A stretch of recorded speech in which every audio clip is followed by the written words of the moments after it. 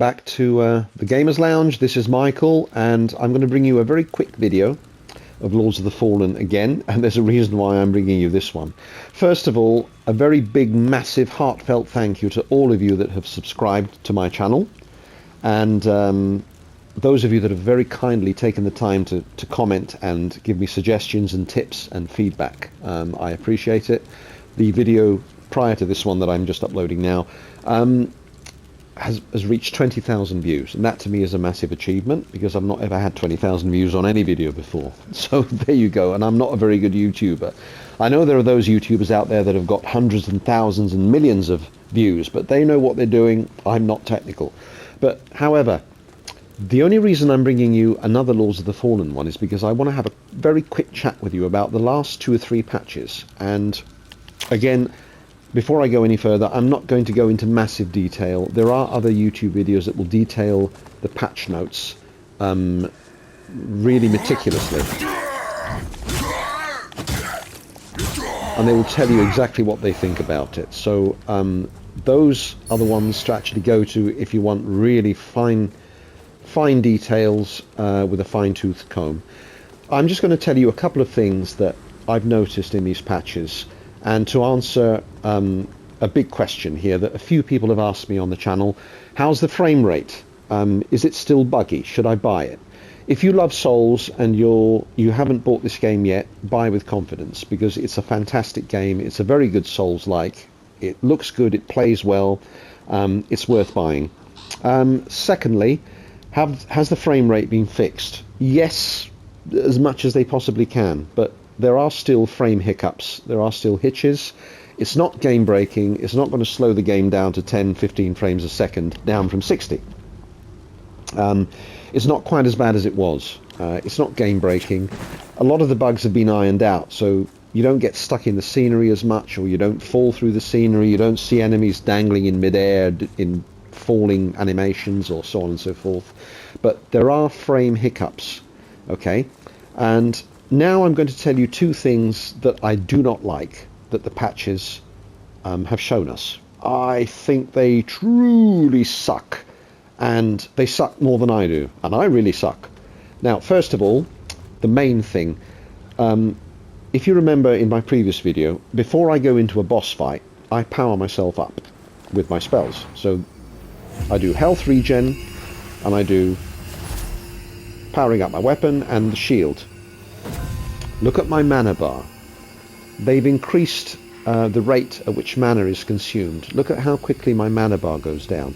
It goes down twice as fast as it did before that particular patch was implemented. Now look at how quickly it goes. Even if you go into your consumables and you try and have a, consume something, look, it wrestles against it, but the thing still goes down. So if you go into a boss fight, you have to hope that you do as much damage as possible before your mana bar decreases and you haven't got your various protections, because when you're being pelted relentlessly, you don't even have time to retreat and consume your actual bits and pieces. As you can see, my mana bar is gone. Now I've got 2 rings. I've got the Ring of Gnawing, which is supposed to regenerate mana when you strike enemies. It does bugger all. And the Regenerate mana, which again does virtually sod all. It regenerates it very slowly, as you can see. So you've got to wait a long time before it gets back up to even a quarter of the way for you before you can activate any protection again. That's one thing. The second thing that I don't like is the modifiers. The modifiers truly suck. They suck more than I do, and I really suck. So I'm going to show you those now. To do that, I have to exit to main menu, and I've got to go into one of my other characters. Now, bear with me. Hurry up, yeah, bloody... Anyway, the loading times aren't bad, actually, to be honest with you. There you go. Let's go to level 35.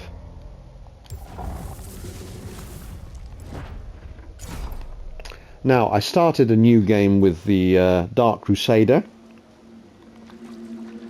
So what happens? Now I'll show you what modifiers I've chosen, okay? So pre-upgraded loot, Now, it tells you in the description what it does. So depending on what level you are, if you find loot dropped by enemies, or if you smash a crate or a barrel, you can get a +2 or a +3 weapon. And you think, yeah, okay, not bad. Sometimes they might even be better than the one you're actually holding. I've chosen no vestige decay, so you can warp to whatever one you want, whichever one you've unlocked. Iron Man mode, I think, is probably the crappiest modifier ever, in my opinion. I don't like it at all. The type of challenge it gives you is ridiculous. Now, first of all, as an example, I fought Pietà, and I beat Pietà, and I went to try and fight the second boss, and she beat me, because she got me into Umbral, and she beat me. Now, let's say, for example, you're a really good player. You have the Iron Man modifier on. You play through the game until the penultimate boss, and they beat you. You get sent back to the beginning of the game. So you have to play through all of the beginning of the game. So you have to fight all of the bosses again. You've got to fight Pietà, the boss after that, and the one after that. You've got to go through all the areas. And so for me, that's just not a very good modifier. I think it sucks, personally. The other ones are to make the vestiges more decayed, so you can have even fewer of them.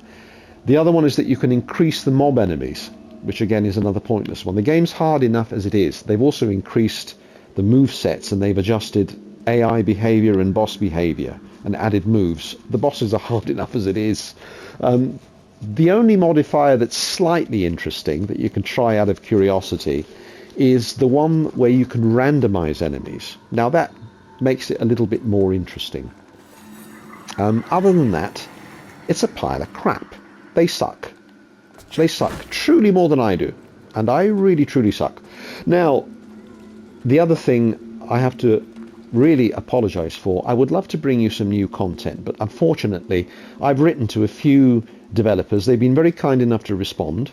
One or two I've had to chivvy along to get responses from, but unfortunately my Instagram and YouTube channels are not big enough for me to receive free, review code. So any new games that come out, I have to buy them. And I really wanted to buy Stellar Blade, but it was nearly £70 here in the UK. And to me, that was... I couldn't justify it. I couldn't actually manage to actually buy that one.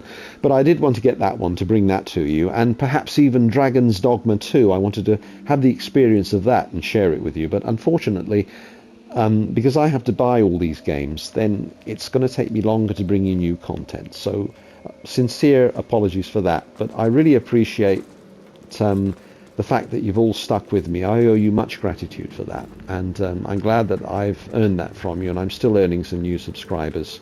But anyway, I hope this video has been as informative as possible. If it hasn't, please feel free to message me. I'll try and answer the questions as in the best way possible, okay? But in the meantime, do take care of yourselves and each other. Ciao, ciao.